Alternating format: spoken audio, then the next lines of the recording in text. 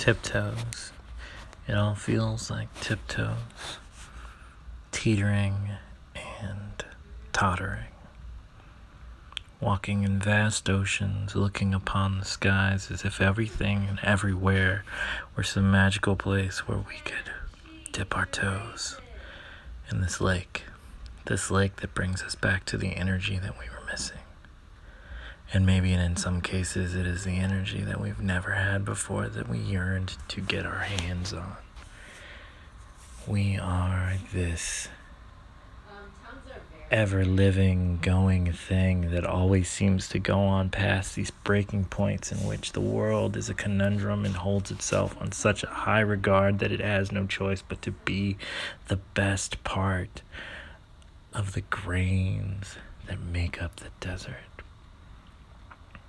that we are. Some oceans are vast and some are shallow, and some are so salty that everything floats or sinks and is never seen past the moment that it crests the water and hits the horizon. All these things are ever going and moving past these places that seem to go past all these unimaginable wild world mixing and puzzling and going and pushing and pulling and feeling and fucking and feeling the fucking. That is originality. If all hope is just this one thing that all of us wish to find but aren't sure that actually exists in these hopeful moments, then why on earth are we waiting so long to be more than the simple aspects in which the world dictates to us in pages posted by people who didn't see us as people once upon a time? It is a waste of all existence to stop and hold one's breath in the midst of being a houseplant on the idea that holding one's breath will make you a mountain. You have to breathe and grow into the ground. Lay your roots and spore inward, outward, upward, sideward, backward, forward. For it's these things that make you so much more important and perfect in its puniness. The puniness is probably the best part of being, because the being is just going and trying and living and failing and succeeding and failing and trying.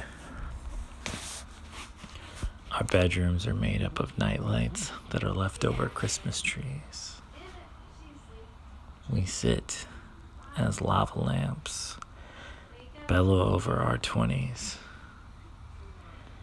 How black lights made up our t-shirts and socks with the toes cut off made our gloves. We hold our coffee mugs full of whiskey high in the air, waiting to see these things that will always be this perfect part of life that we may never find in these things. It is not that the reality is false, it is that we are sold a bill of goods of things that don't mean or matter as much to us as we'd like them to.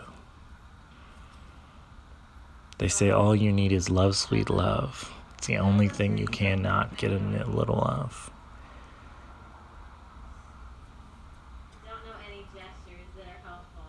But life is funny within that understanding that all these things seem to go on past these places and waiting and seeing and feeling and being and doing and not knowing and hoping and wondering, like birds in the sky flying towards the sun.